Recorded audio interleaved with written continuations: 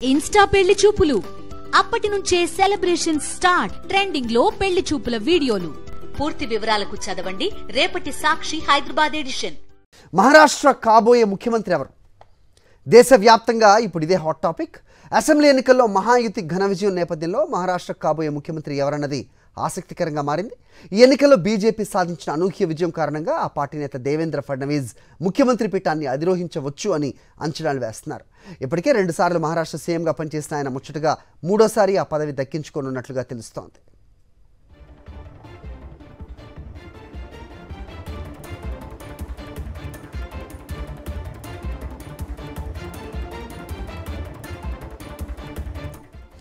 అయితే ప్రస్తుత ముఖ్యమంత్రి షిండే కూడా మరోసారి ముఖ్యమంత్రి పదవిని ఆశిస్తున్నట్లు తెలుస్తోంది. అత్యధిక స్థానాలను సాధించిన పార్టీకే ముఖ్యమంత్రి ఇవ్వాలన్న నియమమేమీ లేదని వ్యాఖ్యానించడం ఈ వార్తకు మరింత బలం చేకూరుస్తోంది. అటు అజిత్ పవార్ నేతృత్వంలోని ఎన్సీపీ వర్గం కూడా ముఖ్యమంత్రి పదవిని ఆశిస్తోంది.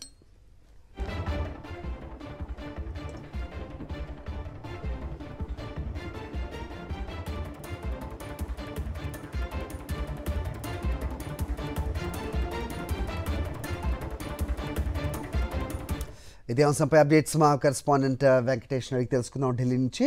వెంకటేష్, చెప్పండి, ఫడ్నవీస్ ఓవైపు, అలాగే షిండే సెకండ్ టైం కూడా సీఎం అవుతారు ఆశ పడుతున్నట్టుగా కూడా తెలుస్తుంది. మరోవైపు అజిత్ పవార్ కూడా ముఖ్యమంత్రి పీఠాన్ని ఆశించే వారిలో ఉన్నట్టుగా చూస్తున్నాం. సో ఎప్పటికో క్లారిటీ వస్తుంది, అధిష్టానం నిర్ణయమేనా? అప్డేట్ ఏంటి?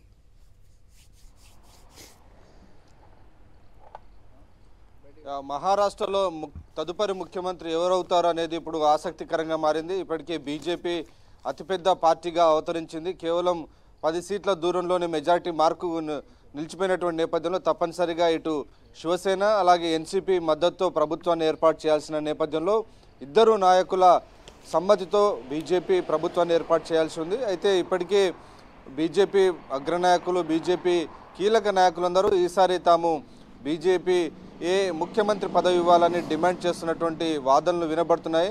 ఎన్నికల సమయంలో కూడా ఈ 3 పార్టీల కూటమి మహాయుతి తమ తదుపరి ముఖ్యమంత్రి ఎవరనేది చెప్పకుండానే ప్రజల్లోకి వెళ్ళాం. దీన్ని బట్టే క్లియర్గా తమకు ముఖ్యమంత్రి పదవి కావాలనేటువంటి అంశం అందులో ఇమిడి ఉందనేటువంటి విషయాన్ని బీజేపీ నాయకులు చెప్తున్నారు.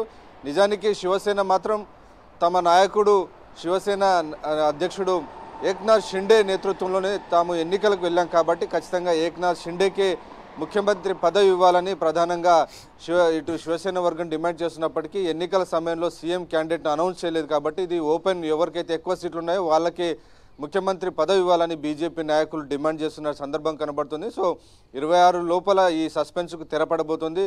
రేపు అబ్జర్వర్స్ అక్కడికి వెళ్ళి శాసనసభ పక్ష సమావేశాన్ని ఏర్పాటు చేసి ఆ సమావేశంలో కీలక నిర్ణయాలు తీసుకునేటువంటి అవకాశం మనకు కనబడుతుంది. నిజానికి ఈసారి దేవేంద్ర ఫడ్నవీస్కే ముఖ్యమంత్రి పదవి అప్పగిస్తారనేటువంటి ఒక చర్చ కొనసాగుతుంది. లేదంటే ఎవరైనా కొత్త వ్యక్తికి, బీజేపీ నుంచి కొత్త వ్యక్తికి బీజేపీ ముఖ్యమంత్రి పగ్గాలు అప్పగించేటువంటి అవకాశాలు కనబడుతున్నాయి. సో మనం చూసాం మధ్యప్రదేశ్ ఎన్నికల సమయంలో మధ్యప్రదేశ్లో వరుసగా హ్యాట్రిక్ సీఎంగా ఉన్న శివరాజ్ సింగ్ చౌహాన్ను తప్పించి అక్కడ కొత్త వ్యక్తికి మోహన్ యాదవ్కు బీజేపీ ముఖ్యమంత్రి పగ్గాలు అప్పగించినటువంటి సందర్భం మనం చూసాం. అలాంటి ప్రయోగం బీజేపీ అధిష్టానం చేస్తుందా, లేకుంటే ఎవరైతే పాపులారిటీ సంపాదించుకున్నటువంటి దేవేంద్ర ఫడ్నవీస్నే కంటిన్యూ చేస్తుందా అనేది మనం చూడాలి. అయితే మనకు వస్తున్న సమాచారం మేరకు దేవేంద్ర ఫడ్నవీస్కే ఈసారి ముఖ్యమంత్రి బాధ్యతలు అప్పగించేటువంటి అవకాశాలు ఉన్నట్టు చాలా స్పష్టంగా తెలుస్తోంది. హరి.